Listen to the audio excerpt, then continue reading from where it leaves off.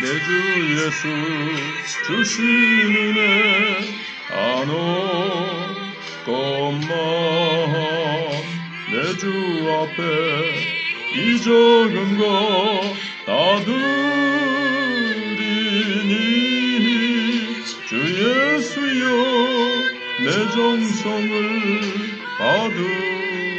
받으소서. 주날 위해 고배로운 피 흘리사 그 귀하신 생명까지 다 주시니 내 천한 몸 이 생명을 왜하기랴. 주 예수께 빚진 것이 한없건만 나 주 위해 드린 것은 참 적으니 주 예수여 너그럽게 보소서. 날 위하여 십자가에 피 흘리신 주 예수의 은혜로서 인치시고 내 모든 것 주의 소유 삼으소서.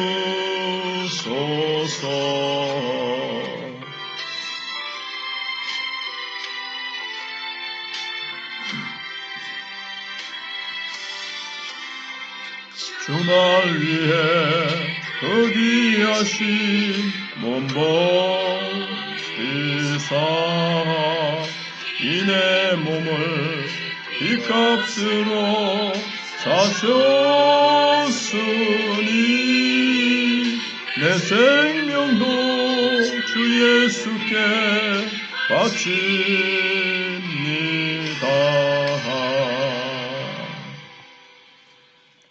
오늘부터 요나서를 보시겠습니다.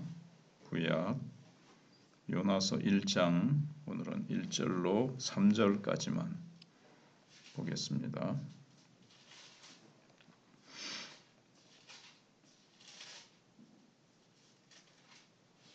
찾으셨으면 합독하시겠습니다. 여호와의 말씀이 아미떼의 아들 요나에게 임하니라. 이르시되 너는 일어나 저 큰 성읍 니느웨로 가서 그것을 향하여 외치라. 그 악독이 내 앞에 상달되었음이니라 하시니라. 그러나 요나가 여호와의 얼굴을 피하려고 일어나 다시스로 도망하려 하여 욥바로 내려갔더니 마침 다시스로 가는 배를 만난지라. 여호와의 얼굴을 피하여 그들과 함께 다시스로 가려고 백삭을 주고 배에 올랐더라. 아멘. 요나서의 가장 중요한 주제 가운데 하나는 하나님의 그 구속사에 있어서 세계 선교입니다. 요나서는 선교의 성경적인 기초에 있어서 가장 중요한 구약 본문들이 가운데 하나입니다. 그래서 선교학이라든가 선교를 가르치는 세미나 강의 같은 데 가보면 또 그런 책들을 보면 세계 선교의 가장 이 기초라 그럴까요? 근거가 되는 성경책 중에 하나가 바로 이 요나서입니다. 세계 선교의 구약 성경적 이제 기초에 있어서 요나서는 신약 마태복음의 그 지상 명령과 비교할 수 있는, 그러니까 예수님께서 모든 족속으로 가서 제자 삼으라는 말씀과 비교될 수 있을 만큼 아주 중요한 책입니다. 세계 선교적인 측면에서 요나서를 볼 때 요나서에 흐르는 가장 중요한 신학적인 이 문맥은 하나님의 세계 선교에 대한 관심과 하나님께서 이스라엘을 택하신 목적이 단순히 이스라엘만 복 주시기 위해서가 아니라 이스라엘을 통해서 모든 민족이 복을 받게 하려는 데 있다는 사실입니다. 그래서 여기 나중에도 나오지만 니느웨는 온 세상을 상징하는 겁니다. 요나는 이스라엘 백성을 어떻게 보면 상징합니다. 근데 요나가 불순종한 것처럼 이스라엘 백성들이 불순종하지요. 나중에 신약에 가서 남은 자들이 결국은 복음을 전하지만 이스라엘 전체적으로는 열방을 향해서 하나님이 주신 이 복음을 전하지 않고 지금도 그들은 뭐 전하지 않지만 또 복음을 깨닫지도 못하고 있죠. 그래서 이스라엘이 자기 민족 중심적인 편협한 태도가 결코 하나님의 이러한 목적을 이제 방해할 수 없다는 것을 보여주고 있습니다. 그들은 자기네들을 괴롭히는 니느웨를 향해서 적개심을 가지고 증오심을 가지고 이제 요나가 복음을 전하지 않죠. 그런데 하나님은 결국은 전하게 하십니다. 그래서 하나님의 목적을 그들의 불순종이 그들의 편협한 민족주의가 결코 하나님의 뜻을 좌절시킬 수 없다는 것을 보여주고 있습니다. 그래서 하나님의 세계 선교를 향한 하나님의 목적은 결국에는 완성되고야 만다는 것을 보여줍니다. 우리가 잘 알고 있듯이 풍랑을 일게 하시고 또 물고기 배에 들어갔다가 나와서 다시 또 니느웨 토해내게 하셔서 외치게 하시고 회개케 하시고 하나님은 결국은 하나님의 목적을 이루어내십니다. 아무리 요나가 도망가고 뱀이치향으로 내려가서 잠을 자고 해도 하나님은 결국은 그 일을 이루어내고 마십니다. 이런 신학적인 배경 속에서 요나서는 하나님의 사명에 대한 요나가 어떻게 반응을 했느냐, 불순종했고 또 니느웨는 회개했고 요나는 이방 선교에 대한 어떤 태도를 가졌는가 이런 것들을 보여주고 있습니다. 니느웨를 향한 하나님의 사랑과 자비 이런 내용이 이제 요나서 전체에 나옵니다. 1절로 3절은 요나서의 이제 전체 이제 도입 부분이죠. 그래서 니느웨, 다시스, 요빠 뭐 이런 장소가 나오고 하나님, 요나, 니느웨 사람들, 선원들 이런 또 등장 인물들이 나옵니다. 여기 보시면 3절에 다시스라는 말이 3번이나 언급이 됩니다. 그리고 여호와의 낯을 피하려고 여호와의 낯을 피하려고 이런 문구가 또 2번 나오고 일단 첫 번째로는 하나님께서 요나를 1절에 보시면 부르십니다. 여호와의 말씀이 아미떼의 아들 요나에게 임하여 이것은 이렇게 시작되는데 다른 선지서들도 그렇게 시작되는 게 참 많습니다.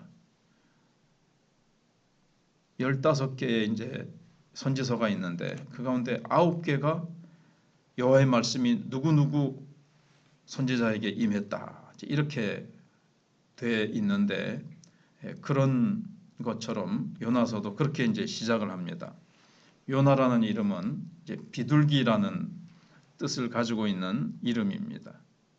요나는 열왕기하 14장 25절에 나타나는데 그 이름이 그러니까 이름은 같지만 다른 사람일 수도 있지만 같은 사람이라고 성경학자들은 다 그렇게 대부분 봅니다.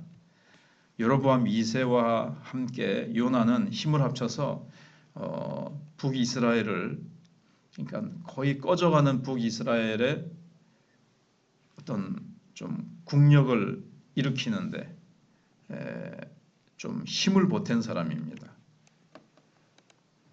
하나님께서 국력뿐만 아니라 이제 영적으로든지 나라를 이제 북이스라엘은 계속 악한 왕들이 일어나가지고 계속 안 좋았지 않습니까? 근데 요나가 여로보암 2세와 힘을 합쳐가지고 나라를 조금 그래도 연장시키는데 결국은 아수르에 멸망하는데 다른 악한 왕들은 그냥 뭐 몇 달, 길어야 2년, 뭐 1년, 2년 만에 쿠데타가 일어나고 계속 왕이 죽임을 당하고 계속 바뀌는데 요나는 여로보암 2세를 도와서 그래도 나라가 잘 그중 오래 버티고 번영하도록 역할을 한 사람이 요나입니다. 자, 이제 2절에 보면 하나님께서 이제 북왕국의 중요한 선지자였던 요나를 불러서 이방 지역인 니느웨를 위해서 새로운 사역을 맡기십니다. 새로운 사명을 주시는 거죠. 니느웨에 가서 외쳐라, 이렇게 사명을 주십니다. 선지자들 가운데 이스라엘 땅을 벗어나서 사명을 띠고 보냄을 받은 경우는 요나 외에 이제 엘리야가 잠시 그렇게 하죠. 사렙다 과부에게 보냄을 받는 게 나옵니다. 이제 요나하고 엘리야밖에 나타나지 않는다고 해서 하나님은 이방 구원에 관심이 없으신가? 결코 그렇지 않습니다.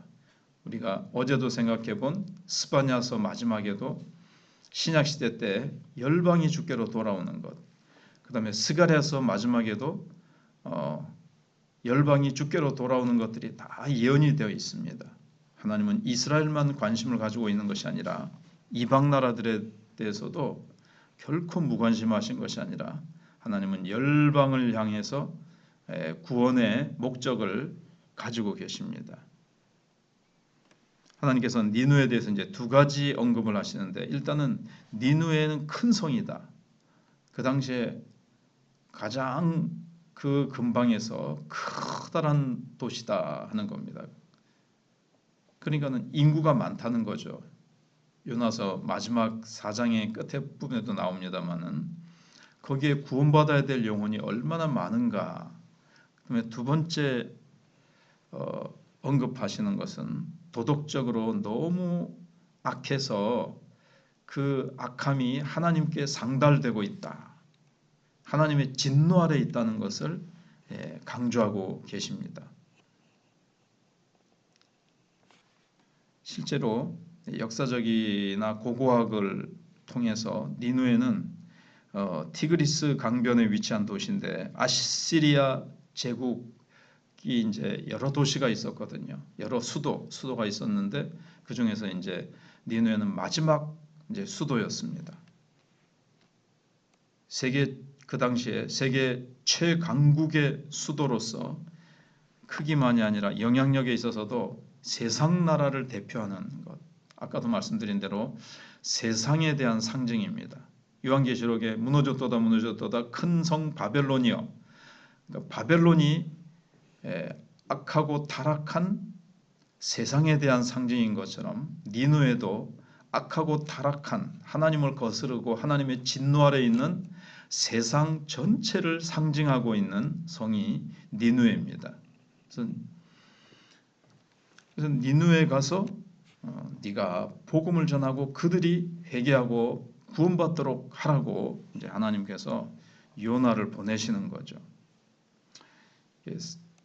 또 이 소선지서 호세아부터 말레아기까지가 이제 소선지서 12권인데 그 중에 니느웨 멸망이 예언되어 있는 책이 스바냐 그리고 나훔입니다. 특히 나훔서 전체는 니느웨의 멸망에 대한 예언이었습니다. 전에 생각해 봤었는데, 그래서 요나에게 일어나 니느웨로 가라 이렇게 말씀하십니다. 이 세상이 얼마나 큽니까? 얼마나 많은 영혼들이 있습니까? 그래서 큰 성 바벨론은 이 온 세상을 향해서 가라는 그런 상징적인 것을 가지고 있습니다. 그런데 니느웨가 아주 위기에 지금 처해 있는 거죠. 세상이 지금 하나님 앞에서 처해 있는 상황이 어떻습니까? 바로 하나님의 진노와 심판 아래 있다는 겁니다. 요나는 하나님의 말씀을 전해야 할 큰 성 니느웨, 그들의 죄악으로 인해 하나님의 진노의 심판 아래 놓여 있는데 니느웨는 그것을 모르고 있습니다. 그것은 지금 온 타락한 세상이 하나님 앞에서 그 실상을 보여주는 겁니다. 온 세상도 지금 하나님의 진노 아래서 여호와의 날, 마지막 하나님의 큰 심판의 날을 사람들은 알지 못하고 있습니다. 그러니까 지금 니느웨 백성들하고 지금 현재 온 세상의 형편하고 같은 거죠. 그런데 요나는 알고 있습니다. 하나님의 메시지를 들었거든요. 니느웨 성은 하나님의 진노 아래서 심판받을 수밖에 없다. 지금 오늘날도 이 메시지를 알고 있는 자들은 교회밖에 없습니다. 교회는 장차 이 온 세상이 죄악 가운데 있고 하나님의 진노 아래 있고 심판받아 멸망당할 것이다라는 것을 교회는 알고 있습니다.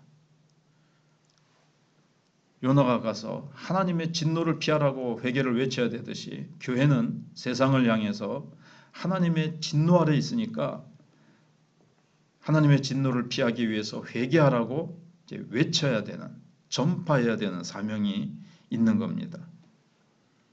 근데 요나가 그것을 외치기를 거부하고 불순종하고 도망갔듯이 오늘날 교회와 2000년 동안 교회 가운데 세계 선교의 명령을 잘 이행하지 않은 교회가 참 많았다라는 것입니다. 지금도 자기 교회 부흥만 힘쓰지 세계 선교를 향해서 이방 땅을 향해서 복음을 전하지 않는 요나와 같은 교회가 많다는 것을 요나서가 우리에게 보여주고 있습니다. 그래서 요나는 다른 성경처럼 보면 여호와의 말씀이 요나에게 임하니라 가서 쳐라 쳐서 외치라 그러면 그래서 요나는 일어나 니느웨로 갔다 이렇게 이어져야 맞습니다. 근데 요나는 니느웨로 가지 않고 여호와의 낯을 피하여 니느웨와 정반대인 다시스로 갑니다.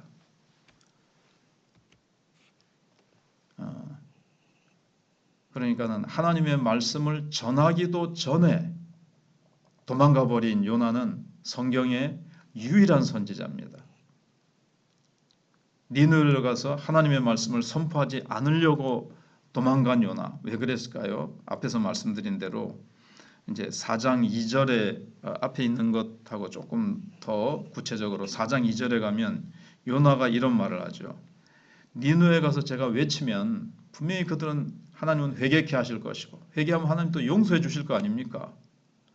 나 그러면 저 원수 나라 니느웨가 회개하고 구원받는 거 나 싫습니다. 그리고 너희들 망할 것이라고 내가 외쳤는데 망하지 않으면 망할 것이라고 외친 내 말은 뭐가 됩니까? 내 자존심은 어떻게 됩니까? 그러니까 하나님께서 이 큰 성에 있는 이 수많은 영혼이 구원받는 것이 중요하지 뭐 네 자존심이나 너희들이 가지고 있는 그런 말은 구체적으로 안 나와도 너희들의 그 편협한 국수주의, 이 민족주의 그게 중요하냐? 내 마음을 좀 알아라. 이 니느웨 성에 있는 그 수많은 영혼들, 수많은 어린 아이들 어떻게 할 거냐? 이제 그렇게 끝이 나죠. 근데 요나는 하나님의 마음, 하나님의 뜻을 원치 않았습니다.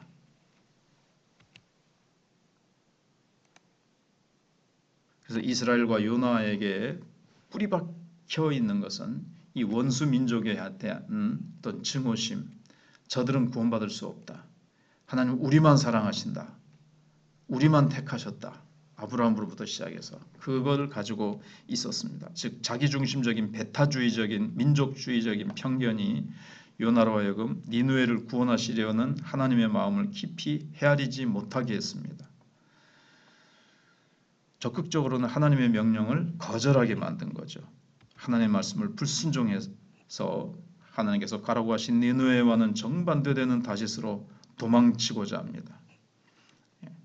그래서 다시스가 어디 있느냐 지금 성경학자들이 정확히 지금 알아내지 못하고 있지만 위치가 중요한 것이 아니라 훨씬 더 중요한 사실은 다시스가 의미하는 내용입니다. 아까도 말씀드린 대로 어느 시대나 하나님의 명령을 불순종하며 하나님의 뜻을 이루기를 거부하는 사람들이 바로 다시스로 가는 요나와 같은 사람들이라는 겁니다. 하나님이 가라고 하는 방향으로 가지 않고 반대의 방향으로 가고 있는 그동안의 역사 속에 있었던 교회들, 그런 성도들이 바로 요나를 얘기한다고 생각을 할 수가 있습니다. 그래서 이제 또 내일부터 4절부터 해서 요나의 불순종으로 인해서 어떤 일이 일어나는지 하나님은 어떻게 역사하시는지를 생각해 보겠습니다.